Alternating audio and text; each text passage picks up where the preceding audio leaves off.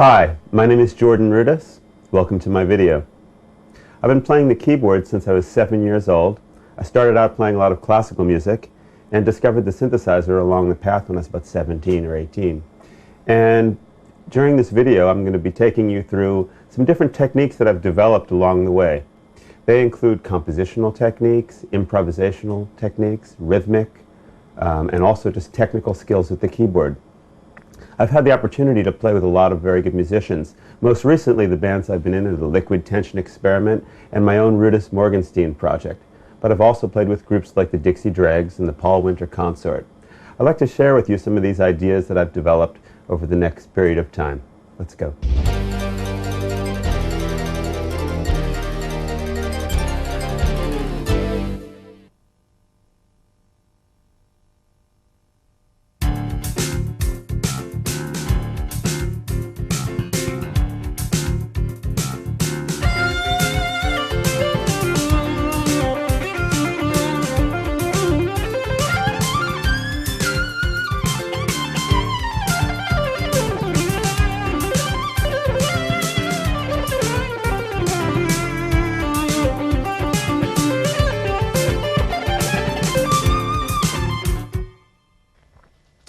I'd like to introduce you to some of the ways that I think about playing leads and playing melodies. The groove that we were just hearing is what I call like a Dregsy groove. And I learned a lot when I joined the Dregs, in the sense that there's a lot of places in the music where there are these 8 or 16 bar phrases where it's time for somebody to take a lead. And if something is cooking and it stays in one key for a while, like it stays in the key of D, like this jam we were just listening to, what are you going to do over that many measures? Well, for one thing, it's really important for any player, whether they're playing the guitar, or whether they're playing the keyboard or any other instrument, to know the blues scales, because the blues scales are really the key to playing any kind of, well, rock or jazz or pop music. A lot of times the blues scale is used by itself or in addition to other kinds of modes that might be mixed in. So let me tell you the way that I'm thinking about what I just did. For one thing, of course, the blues scale is the basic structure of what it is, the D blues scale.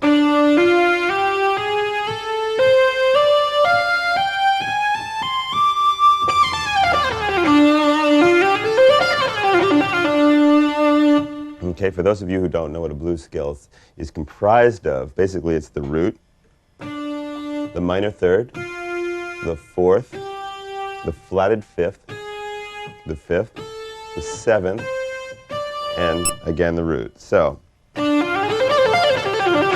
now what makes it sound kind of cool on a keyboard like this, or an instrument where you can bend, like a guitar or a wind instrument, is to actually bend some of the notes. And that's where my pitch wheel and my ribbon comes into play. Like bending from the fourth to the fifth is a good sound, or even playing around with that flatted fifth from the fourth, like.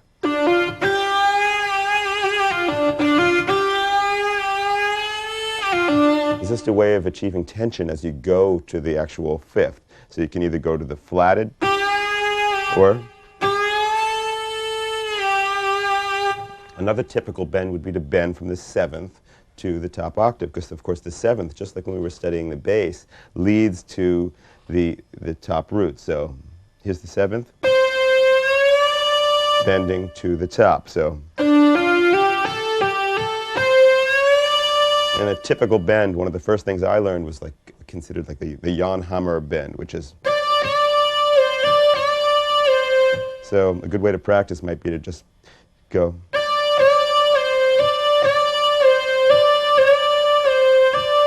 It's kind of a three rhythm. 1, 2, 3. 1, 2, 3. 1, 2, 3.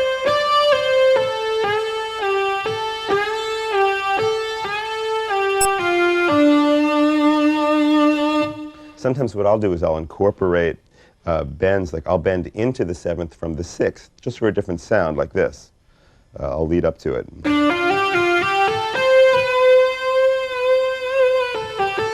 Whereas the sixth itself is not necessarily a step I would use in a traditional blues scale, because that would sound like. But I would use it to bend. Here's the fourth going into the fifth. and even the second, which is not part of the basic scale that I laid out, but that bending into the third.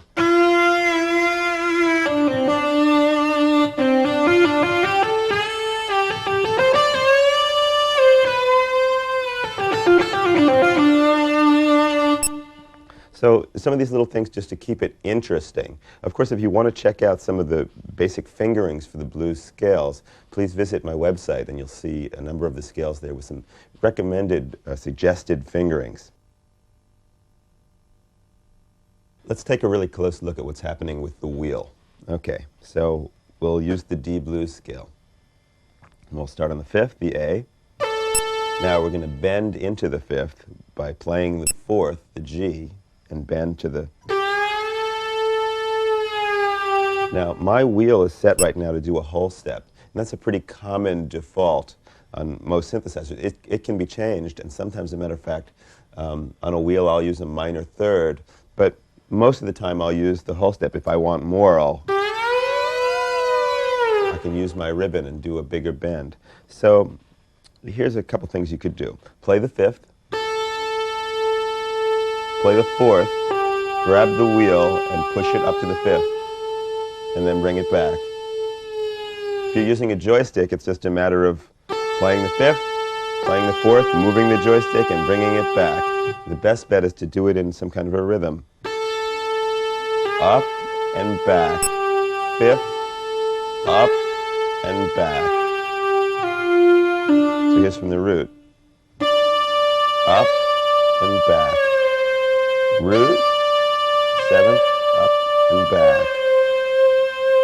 The other thing that I'll do with the wheel, and you can do this with the joystick as well, is when I hold a note, like a guitar, if a guitar player is holding a note, he's not just going to sit there and let the note hang still. There's always going to be some kind of vibrato. So that's what I'll do with the wheel. The common thing to do is to do that with a mod wheel, but if you use the mod wheel, you're always going to be limited to whatever the programmer back at Kurzweil or Korg or Roland or whatever decided for you. But I think it's much cooler, and it is much cooler, to be able to control the vibrato in real time with your hands. So I'll start to shake. You can control the width of it. So if you're looking for a very cool rock approach,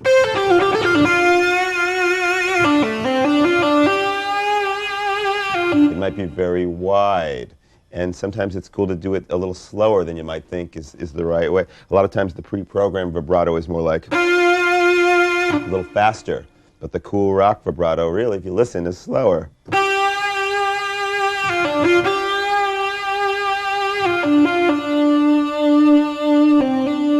So I really recommend not only practicing your bends, but also practice your vibrato.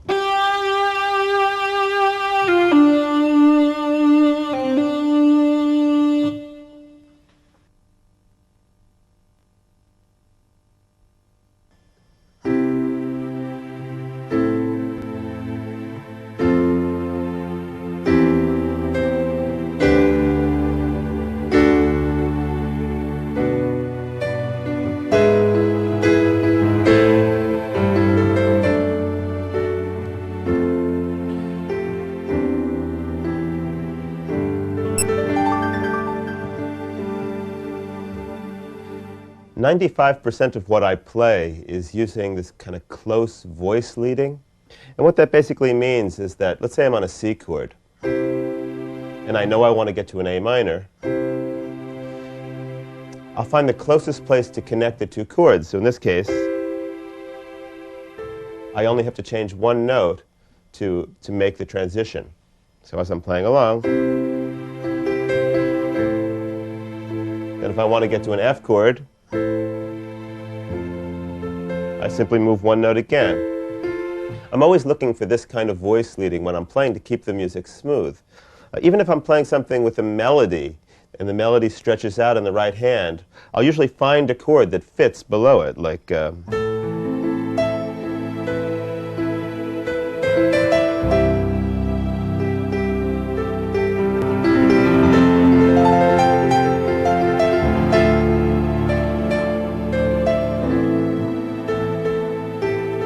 So notice that I'm playing the melody, often with my top finger, and positioning the chord underneath. Here's another example.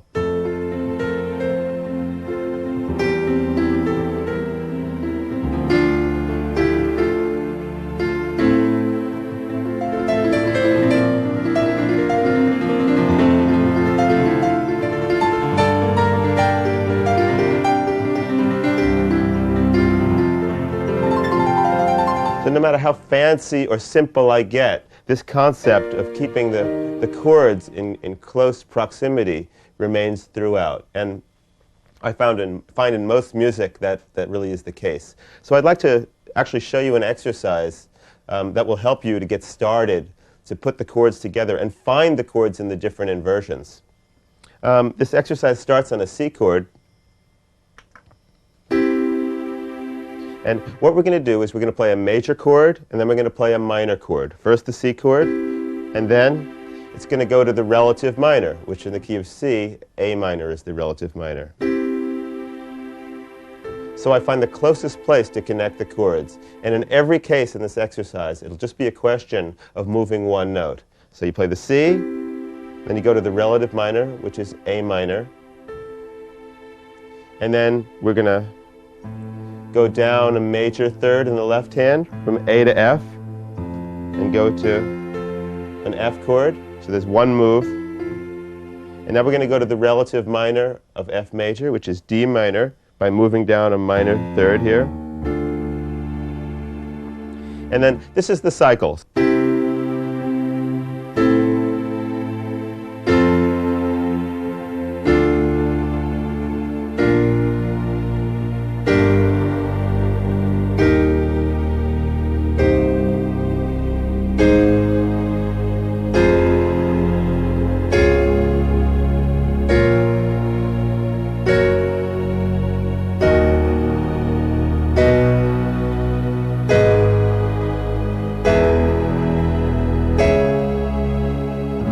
Skipping it down the octave.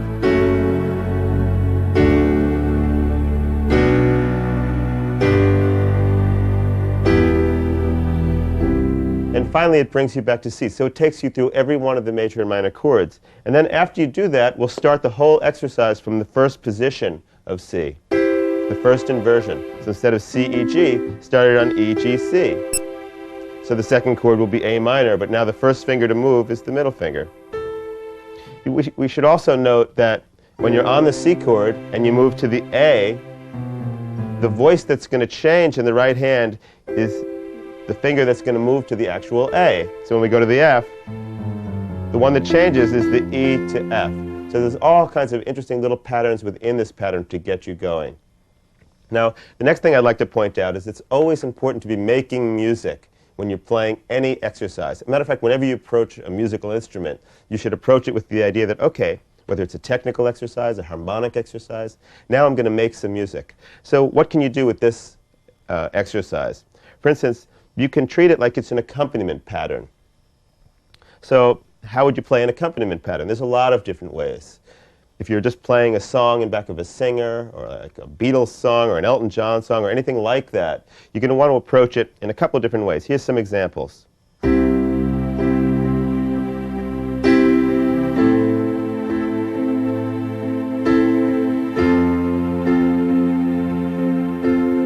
Okay, that's one way you could play an accompaniment pattern. But what about this?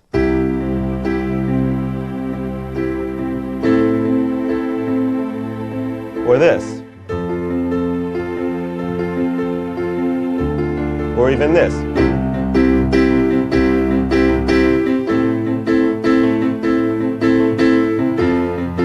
Or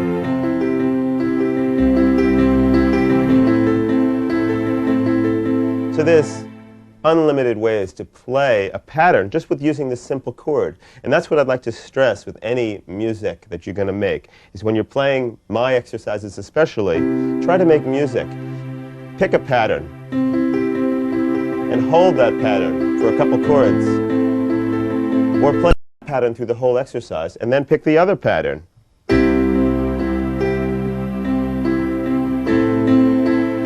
And play that cycle through the whole progression. But be creative and always try to think, how can I achieve something else? How can I stretch this a little bit? And try to keep a click going too, because that'll keep you kind of forced to think quickly and train your mind. Get a click that you can, start with and actually do the exercise. And then as you get better at it, you can make the click a little faster. So you'll be flying through it and really jamming. Now I'd like to talk a little bit about the way that I developed my skill with chords. When I was very young, I guess the first chords that I learned are these major and minor chords, and kind of found them in all the different inversions. But as I was growing older and hearing different kinds of music, what happened was that I would hear a particular kind of chord. Like I remember when I first heard a major chord over like an altered bass. For instance, something like this, where you have the 5 chord, I'm playing an F, but I've got a C chord on top. Okay, so like here's a B flat chord with an E flat bass. And there's all kinds of ways you can do it. You can play the 5 over the 1, you can play the 2 over the 1, the 4, this is the 4, the 7. On my website, you'll be able to find examples of different patterns that will make use of this kind of altered bass thing. But here's a little improvisation using this concept. I'll just start a drum track so we can have a good time here.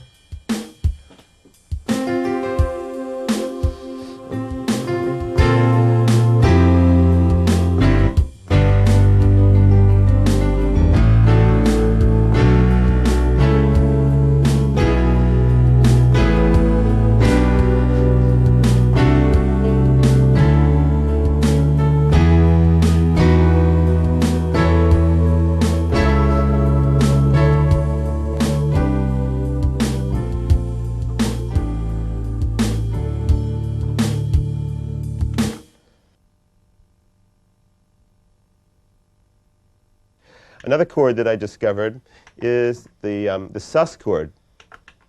That's where you take like a C, you take the 4th and the 5th. I discovered this when listening to Tarkus, E.L.P. Tarkus. Of course, Keith Emerson is very big on sus chords.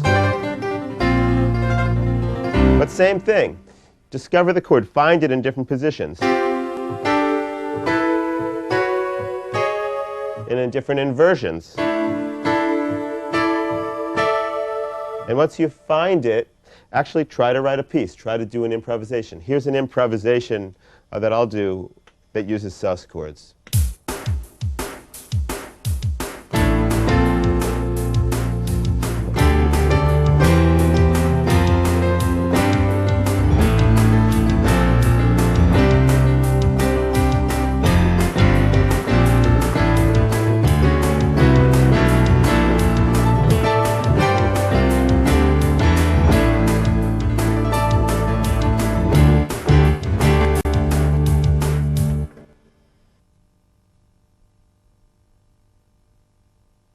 One, two, three, four. 1, 2, 3, 4, 5, 6, 7. 1, 2, 3, 4. 1, 2, 3, 4, 5, 6, 7. 1, 2, 3, 4, 5. 1, 2, 3, 4, 5. 1, 2, 3, 1, 2. 1, 2, 3, 4, 5, 6, 7. 1, 2, 3, 4, 5. 1, 2, 3, 4. It's very important to connect your body with your sense of rhythm. A lot of people, musicians that I know, can play very well until you ask them to count something. And it's always apparent to me if they're truly grounded in their rhythm. Like somebody could be playing a 7/8 passage, and I'll say, well, it's not really that convincing. And then if you ask that person to count while they're playing, the whole thing will fall apart. So I recommend to everyone, any musician, to learn how to put rhythm in your body. And how do you do that? Well, for one thing, we can step away from our instrument. Okay? So let's do an exercise now where I'll just be counting the beat and clapping the rhythm. So the first rhythm is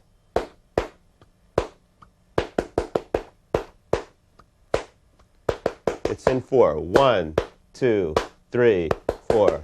1, 2, 3, 4. 1, 2, 3. So try this at home. Let's maybe do it a little slower. Here we go. 1, 2, 3, 4. 1, 2, 3, 4. 1, 2, 3, 4. Like that. Now that we've done that, let's tap the rhythm. You can do it even on the keyboard if you want. Like just the 1, 2, 3, 4 part of it. In other words, 1, 2, 3. And we'll use our voice to do the rhythm, like ta ta ta ta ta ta ta ta ta ta ta ta ta ta ta ta. So by putting that in your voice and then reversing it and counting while you play it, 1, 2, 3, 4. 1, 2, 3, 4. You start to develop some sense of like a body rhythm. Here's a little rhythm exercise that we can do at home. Follow along with me. What I'm going to do is I'm going to set up a click, then I'm going to tap a particular rhythm, and then you'll take the same amount of space to tap it back to me. So in other words, it'll be like this. 2, 3, 4. Now you.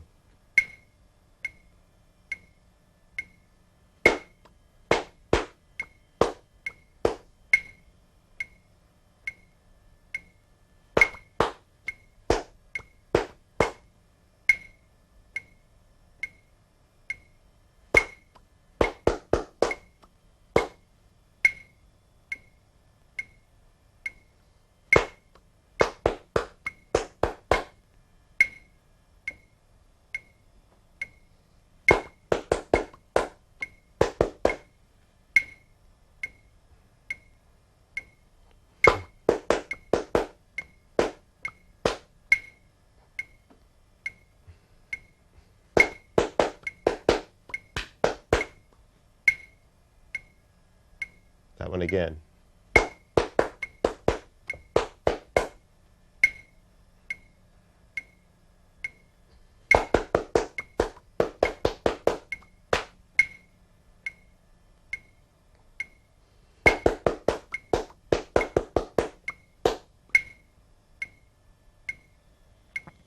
Okay.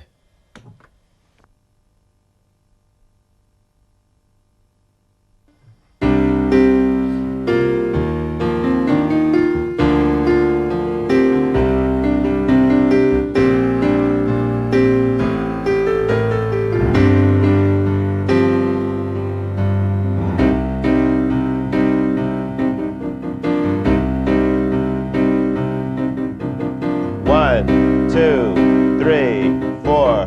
1, 2, 3, 4. So just to make sure that you can really count while you play. 1, 2, 3, 4. 1, 2, 3. 1, 2, 3, 4, 5, 6, 7. 1, 2, 3. 1, 2, 3, 4, 5. 1, 2, 3, 4, 5. 1, 2, 3. 1, 2, 3. 1, 2, 3, 4. 1, 2, 3, 4, 5, 6, 7. 1, 2, 3. 1, 2, 3. That'll really help your playing a lot.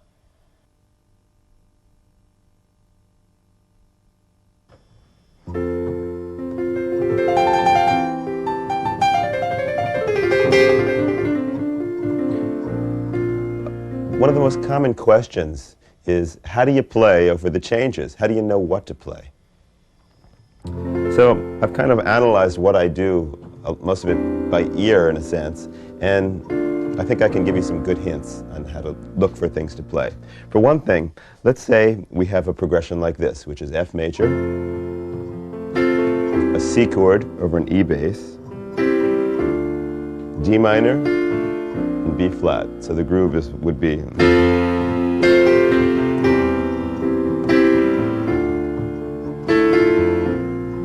And that's all. What are you going to play? Well, you have a choice. One is you can analyze the chords that you're playing. In other words, look at the F chord. What notes are in an F chord? Okay, the next chord's a C chord.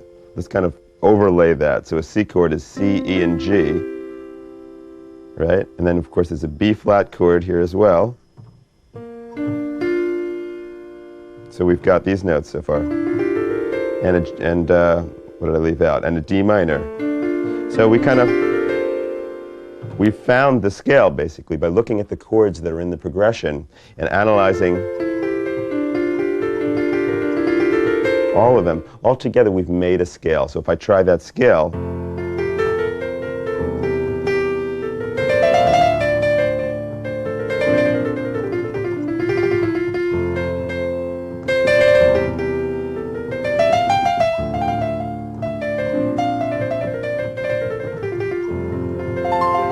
it works very nicely, but it's very major and it's very plain sounding. Here's what I'd like to recommend. If you have a progression like this, it's in a really in a major key, try using the relative minor blues scale. So in F major, the relative minor, you would find it by going a minor third down from F, saying, oh, D is the relative minor. So what is the D blues scale? Well, we just looked at the D blues scale in the first example, so that's this. But how does that sound over this?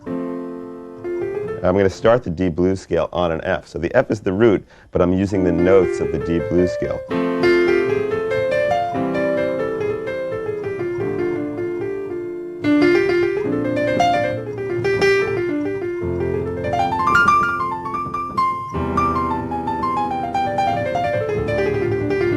It's perfect. It's really the right sound. So what you can do is you can mix up the major idea, maybe for the melody. Let's make up a melody, anything.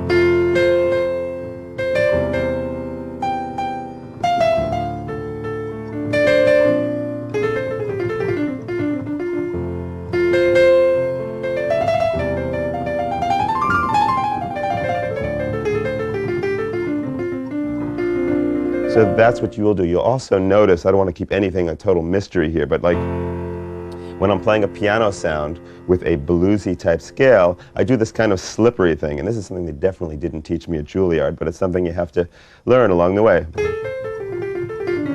It's where I'll take my third finger or my second finger and just kind of slide off the note like this.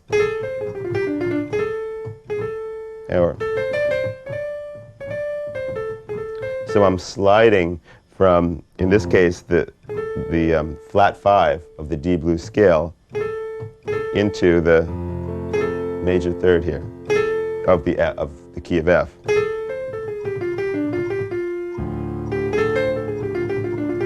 Another nice slide here would be from a C sharp to a D. So from the D blues scale perspective, you're sliding into the root. It's almost like if you were to bend. Now, usually you don't bend piano sounds, so, but this one goes. And bending or sliding into the 5th. So that's the piano player's way of really bending.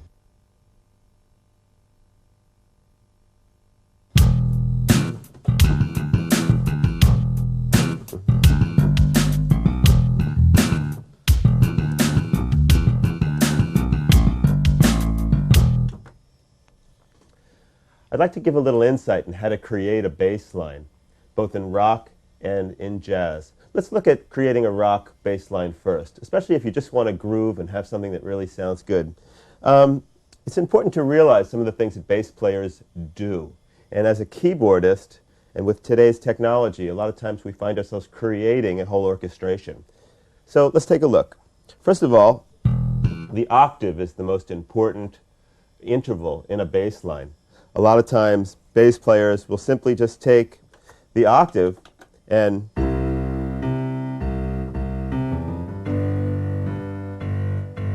very much focus on the rhythm between the top octave and the bottom octave. The second most important thing, I would say, is the 5th. So if you're playing an E, let's say, you could play root, 5th, octave. So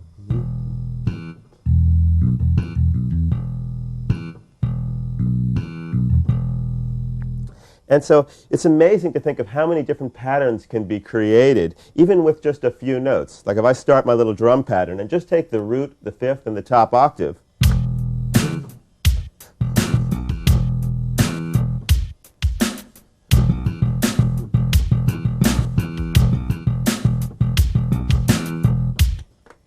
and you can keep on inventing. Just because you're only using like 2 notes in this case doesn't mean you can't be very creative and even imply different styles. The next interval I'd like to bring into the picture is the 7th. So in E, we're going to take the low E, a D, and an E. Now let's add that with the 5th. We're basically starting to outline a pentatonic scale. But just with those notes now, we can get effects like this.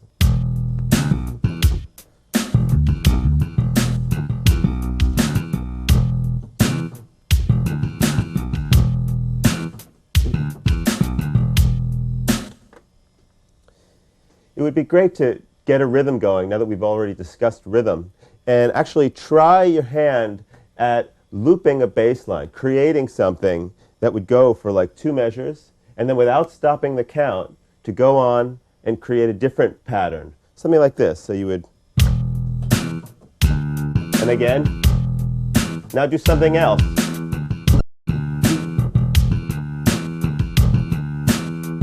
Now something else.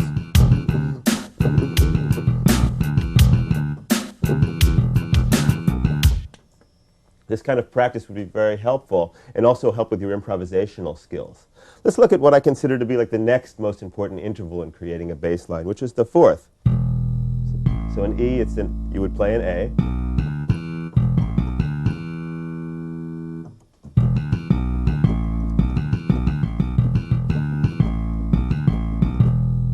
The interesting thing about this whole thing is that you'll notice that I started out by showing you the intervals that were most spread out. On any instrument that's playing in a low register, you'll want to have the intervals spread out. It's kind of like if you take a piano sound and you would play a chord like down here. I mean, certainly it's been done in some Beethoven stuff where he just plays a very thick chord.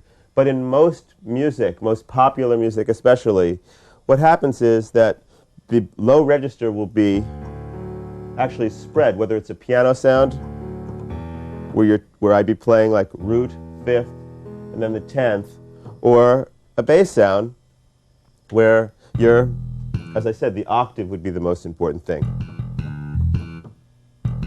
So then as you're getting more busy in the bass, you could add the extra notes. So now let's add the 3rd to it, the minor 3rd, E, G. So our notes are E, G, A, B, D, and E. And I would say we have pretty much a complete palette of notes to really do a lot of things. So again, what I recommend is start your drum groove,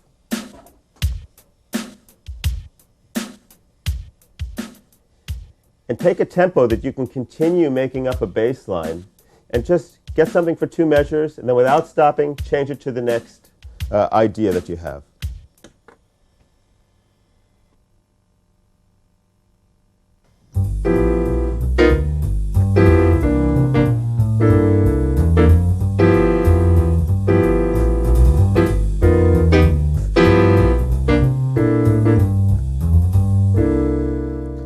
Take a look at this whole walking bass idea. It's a little bit different than the rock approach. In this approach, it's called walking bass because it simply does that. And we have to examine the term first, I think, to understand what should happen. Basically, in this bass line, there's a definite direction the whole time you're playing. And the walking idea is usually constructed by playing almost in a scalular fashion, like. But where are you walking to? That's the whole consideration. Let's say we've got a G-type blues progression, and we're going to take 8 beats, like, till we get to C. So you figure you've got 4 beats to kind of linger around G. And in that case, you don't have to be so concerned with the way you're going to slide into C for the first 4 beats. So you could. But after that, you've got to really approach your C. So let's walk at that point to the C from where I am. So what happens while I'm improvising, and what I started out with was totally an improvisation, is that I let it flow for the first 4 beats, and I see where I am in that improvisation, and then walk my way to the next chord. Let's do it again. Here I go to the C. So somehow I have to figure, how am I going to get there? So if I'm up here, and I've got 4 more beats, I could go 1, 2, 3, 4, and land, or 1, 2, 3, 4. There's no rule per se about how you're going to get there, but it's just important to realize that you are going to get there. So if you're in G, you should also look at what are the real passing tones. In this case, like an E flat is going to be a note that doesn't necessarily belong to the chord, so we're going to pass through that quickly. There's no better way to use passing tones than in a walking bass, because you could play chromatically like this. but you have to get to the C, and here I am with it to go, so I'll jump down to the G. So as long as you keep in your mind where you're going and you just keep walking in the right direction, you can create this kind of bass.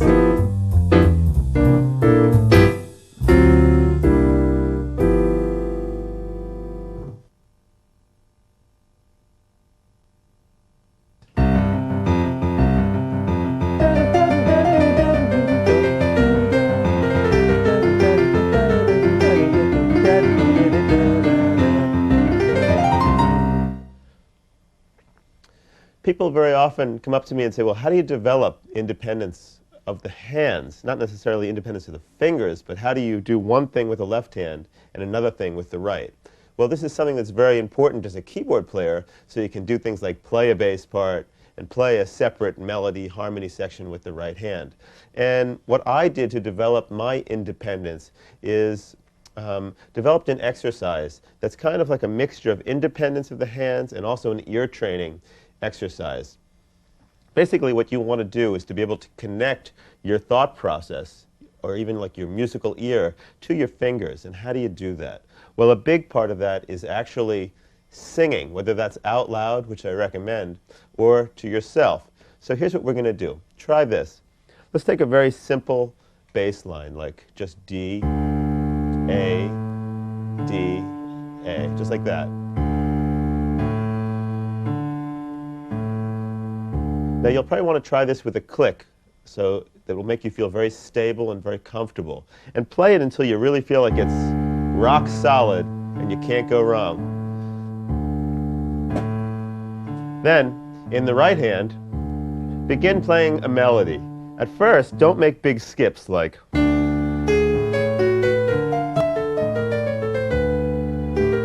because probably what will happen is you'll disconnect your ear mind to your hand. But if you play scalular, like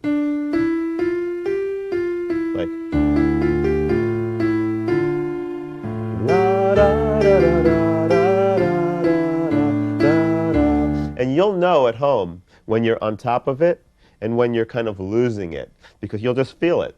So a very comfortable tempo, and sing while you play, and play up and down. Don't make big skips, and just try it.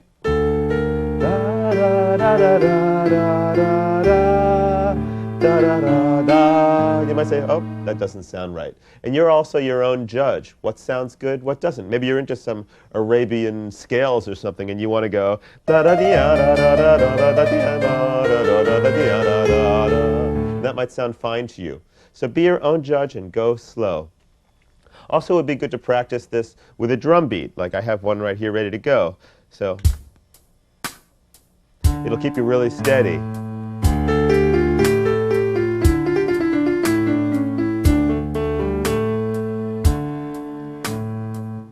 We're going to have a number of different bass lines for you to try on my website, so I encourage you to go take a look and check it out. Let's look at a couple more right now while we're here. How about trying this one?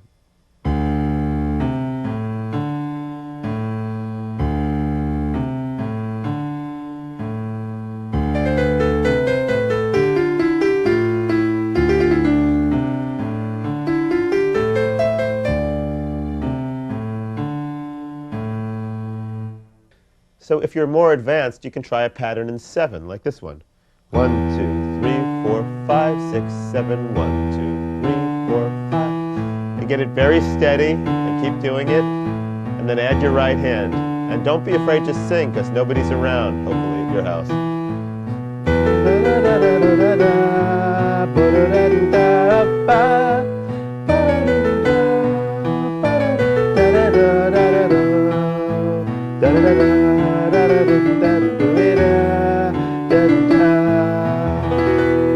So that's the kind of thing I recommend. Very steady, very slow at first, a tempo that you can really do it, and then slowly increase your tempo. And this should gain you a lot of ear-to-hand coordination and also independence of the hands.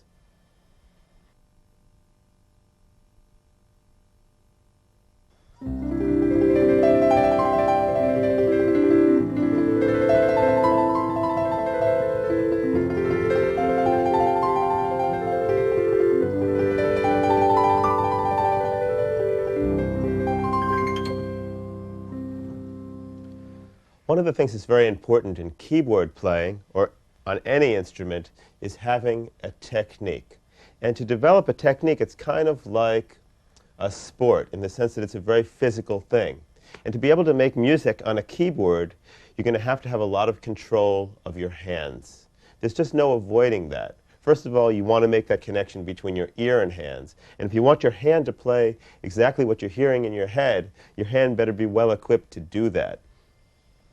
There's a number of things we can look at concerning technique. And the first thing I want to point out is that your main goal is to be able to have enough strength in your finger so that you can keep your arm quiet.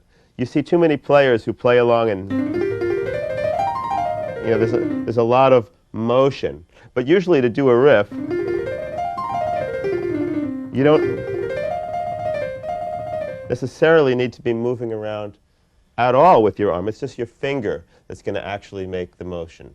So to be able to do that, you have to get some finger strength. And to get finger strength, you have to practice things that will give you independence of the fingers.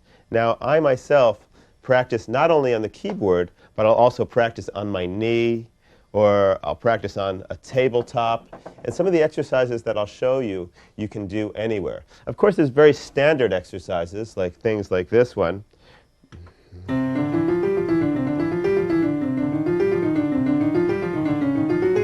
And all these things are good. But what people forget is that when you're playing these, first of all, you should play them to a metronome so it's very steady. But second of all, you should also change the rhythm of them. Because if you're always accenting, accent, what happens to the other fingers? What about the pinky of your right hand?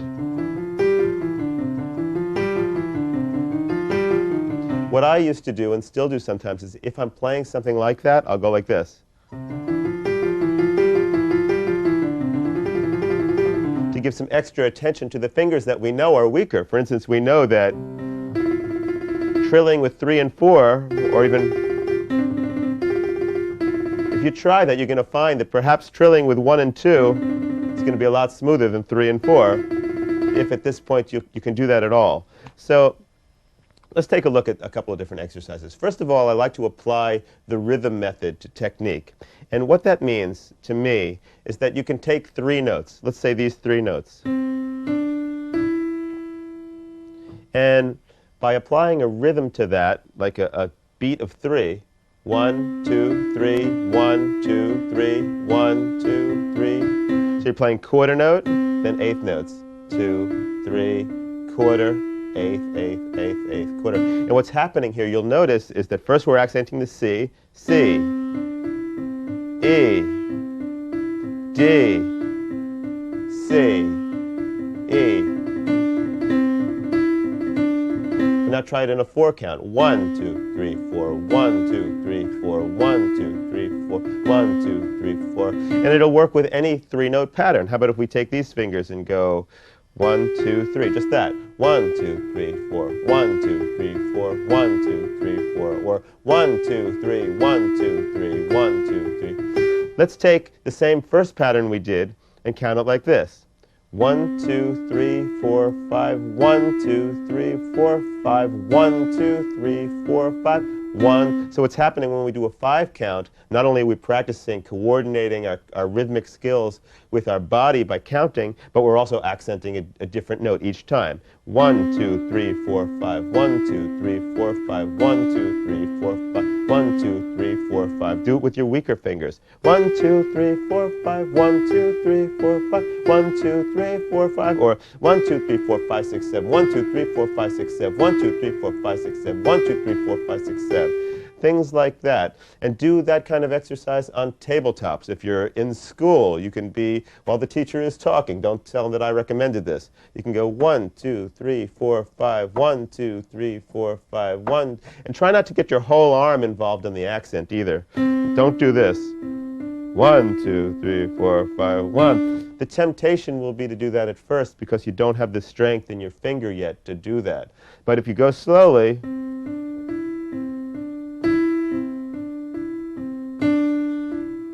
and also go back and forth. Don't limit it just to this. I'll put up some other exercises you can do on my website. But for now, also try this one.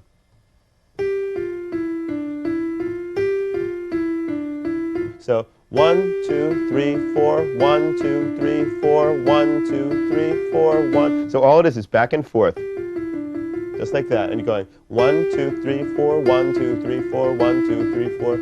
If you get brave, put your left hand and put that on the note and accent, like 1, 2, 3, 4, 1, 2, 3, 4, 1, 2, 3, 4, 1, 2, 3, 4.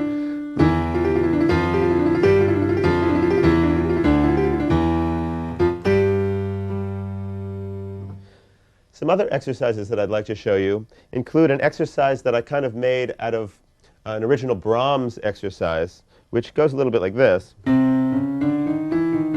It's just purely chromatic, but you're using all 5 fingers.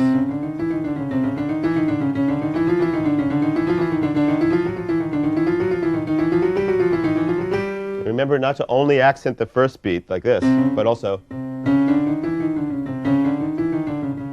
and things like that. But here's my element of that. Besides going up and down chromatically, what you can do is you can take the first part, and then you can open up your hand. So it's a real contraction expansion exercise. And that's most of what we do when we're playing the piano. It's all about opening and closing your hand. So this is perfect for that. So you go like this. And then open it up and play like a major 7th chord. And then at the top, we do our chromatic thing again. And then major 7th chord down. So, open up, and then close. And what you can do, if you start getting this together, is try it in mirror imaging, so with both hands.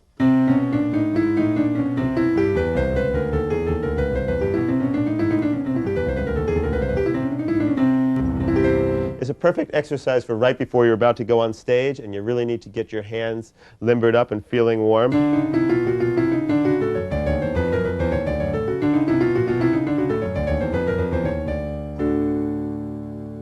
Here's another one that I find really excellent. And this is an exercise where you'll take different chords. You'll start out with a major 6th chord, C major 6th, and you'll play your 3rd and 5th fingers, G and C, E and A, C and G. So it almost sounds like shortening bread, if you know that. So what you can do is you go. And then you'll move one finger to minor, this one. So now. And then you'll move another finger down to make it diminished. And then finally your last finger to make it dominant.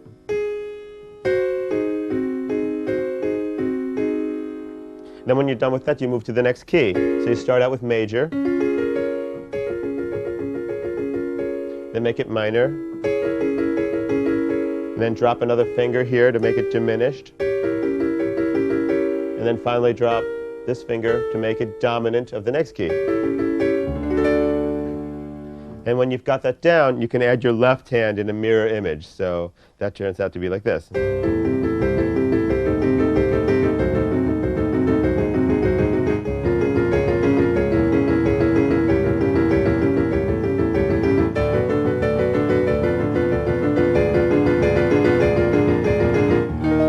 And every now and then when you're doing these kind of things, catch yourself to see if you're getting stiff in your elbow. I find when people are doing things that are challenging, there'll be a lot of tension and it'll be really like, whoa, you know. But if you think about maybe moving your elbow around just a little bit to remind yourself that you want to stay loose, you should be able to like knock your elbow away at any point. So the other thing that I'd like to mention about technique is that it's really important to be able to hold down certain fingers while playing with others. Many years ago I studied from a book called the Phillips technique, and his idea was that you would play a diminished chord like this, kind of feeling like you're pulling in on it. My teacher used to say, imagine there's a little ball under your palm pushing up a little bit, and try to keep your wrist level with the keyboard. And then while you have all that together, just like that, maybe try to lift up this finger while holding down the others. And play it. Now for a real challenge, try doing this one. Remember not to get too tight. So you go through each finger, and then when you've got that down, try doing combinations of fingers like this.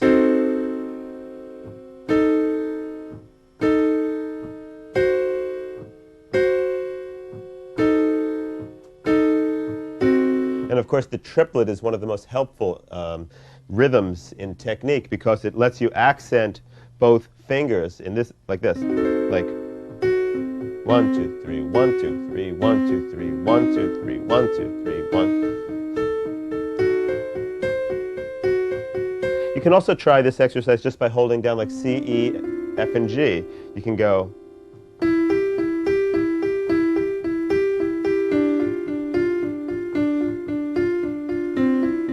One interesting thing, you might not see immediately how this is important, but if you put it into a musical context, like even if I'm playing just regular chords,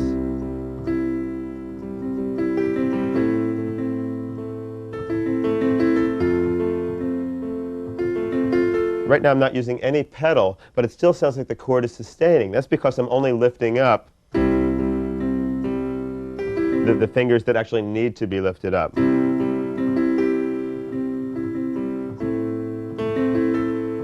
And to do this, it requires a bit of independence in your fingers.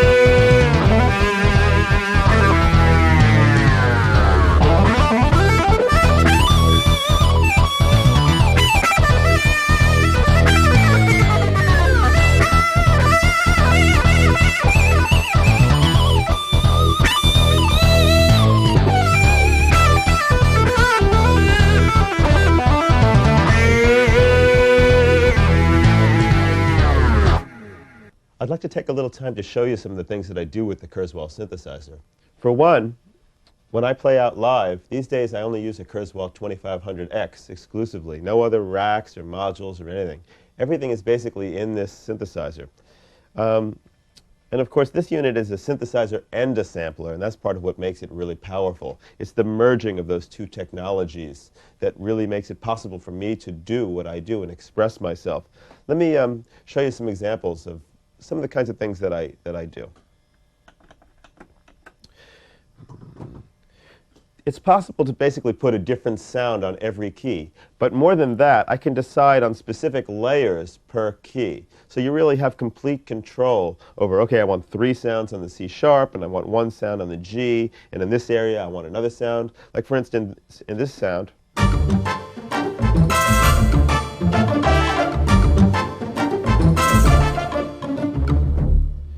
I specifically put the percussion underneath the various instruments that come in. Like you can hear the little tambourine roll, so if I go,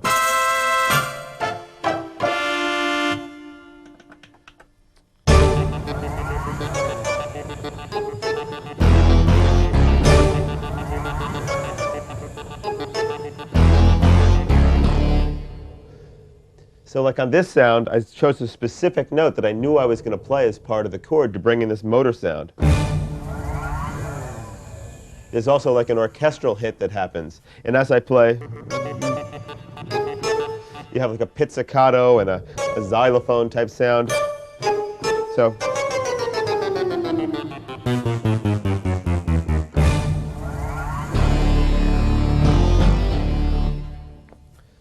that's one of the tricks that I do to actually make happen live all that I play. The other thing that people ask me quite a lot is, how do you change sounds? Well, for me, a sound is called a setup, and the setup consists of a lot of different zones of different sounds. Let's take a look at this sound, where I have.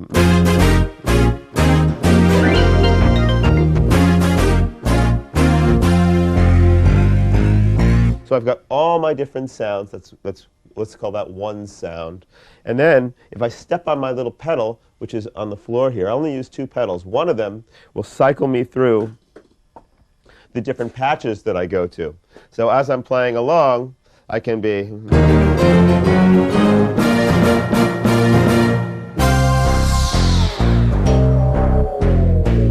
then hit the pedal and have this new sound that actually has a sound where if I play lightly, I'll get this electric piano. If I hit the key a little bit harder, so as I go,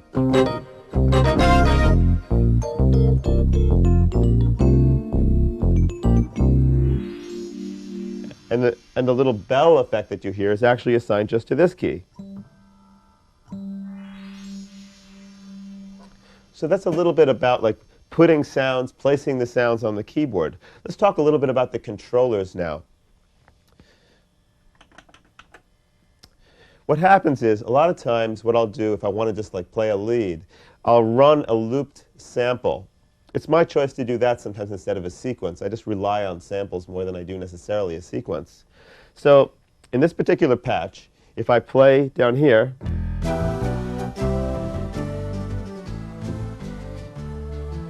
and we can all hear that now my loop is running, and it will keep running until I let go of my sustain pedal. And while that's running, I can use my ribbon, I can use my wheels, I can use my slider without affecting that patch at all. It's just a matter of my programming the sound to do exactly what I want it to do. So, and after I pressed that note and I stepped in the sustain pedal, it switched me automatically to a lead sound. So now I can play.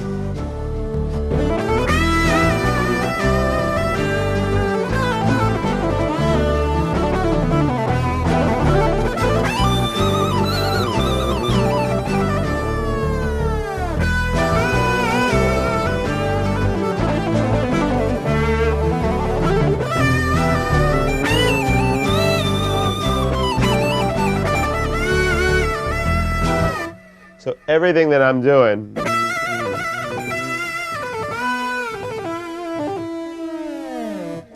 does not affect the loop at all. Another very cool thing that you can do with some of the controllers, for instance, you can do this. You can trigger notes on the ribbon. So the ribbon is not only a pitch bender, kind of like if you're thinking along the lines of a guitar, like a whammy bar. I can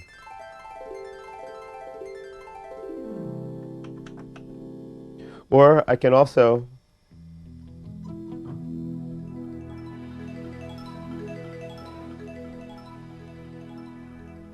have the ribbon kind of do multiple functions. Like the ribbon can bring in an arpeggiation and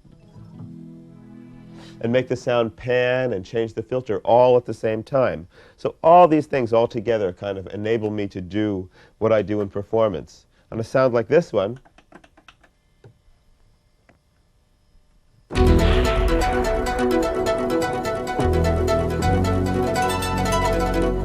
I put my special effect in the low register of the keyboard. When I hit that note, it creates that effect, but everywhere else is more pitch-oriented.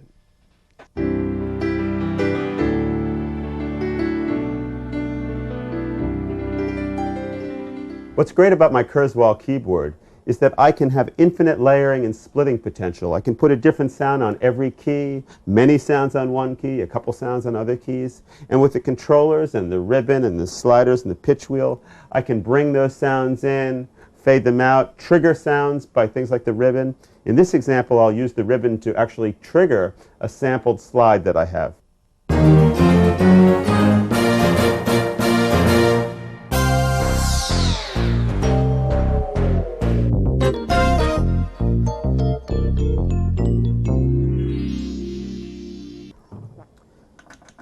The next example shows how I can assign a particular key to a sample like a motor sound that I took, and have other keys in different registers bring in things like pizzicato and some xylophone.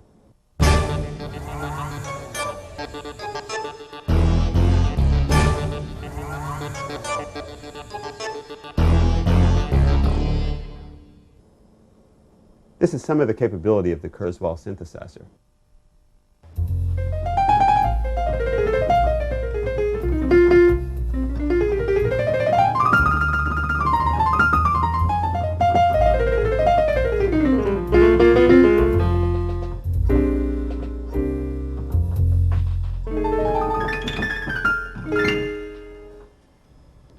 It's been a really great musical journey for me over the last many years, and I was very excited about doing this video and the opportunity to share some of the things that I learned along the way. And I really hope that each and every one of you has been able to grab something out of the video, and you can watch it repeatedly and learn some different things about melodies and leads and bass and rhythms and all those different things. And we look forward to hearing from you, and please check our website because there'll be a lot of examples of the different kinds of things that I presented in the video. Thank you so much for sharing this time with me. Bye-bye.